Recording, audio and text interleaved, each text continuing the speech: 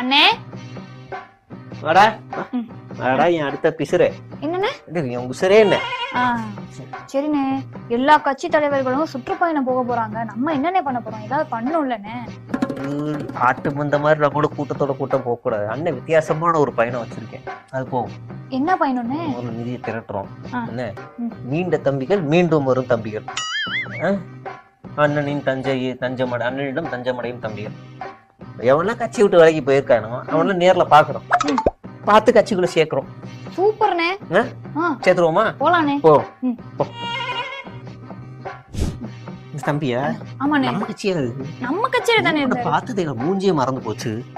அண்ணே உங்களை பத்தின அந்தரங்க வீடியோலாம் இவர் தானே? இல்ல இல்ல சாரி சாரி, ஆதாரத்தை பூரா இவர் தானே வெளியிட்டாரு. இதுவா?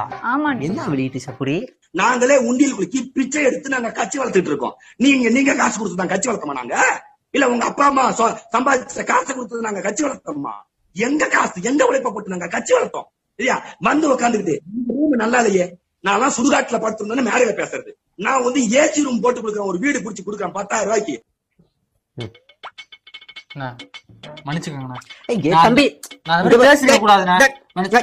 நீ மன்னிப்பு கேட்காது, நான் மன்னிப்பு கேட்கிறேன் உனக்கு.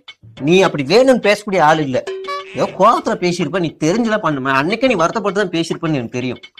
நீ மன்னிப்பு, நான் தான் மன்னிப்பு கேட்கணும்டா, நீ எதுவும் கேட்காது.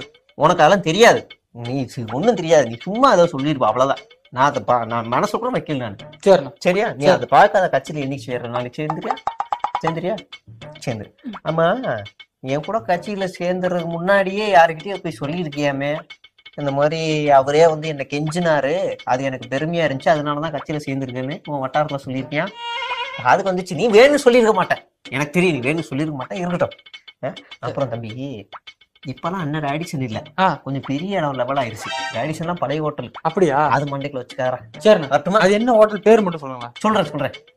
எலெக்ஷன் வரும்ல, சரி, அப்போ ஓஏ வரும்ல, அப்ப தெரியும். சரி, வரட்டுமா? சரி. வேற யாருமா? அடுத்து வக்கீல் தம்பி பாப்போமா? வக்கீல் தம்பி.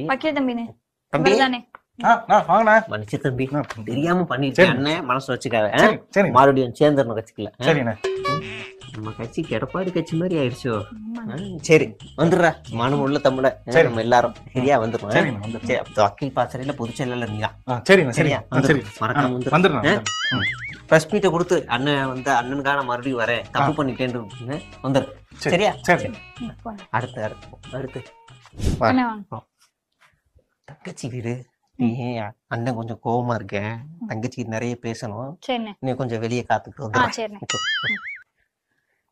தங்கச்சி, நான் கட்டிக்கிட்டா அவரை தான் கட்டிக்குவேன். இந்த ஜென்மத்துல நான் உனக்கு அவனை கட்டி கொடுக்கறதா இல்ல.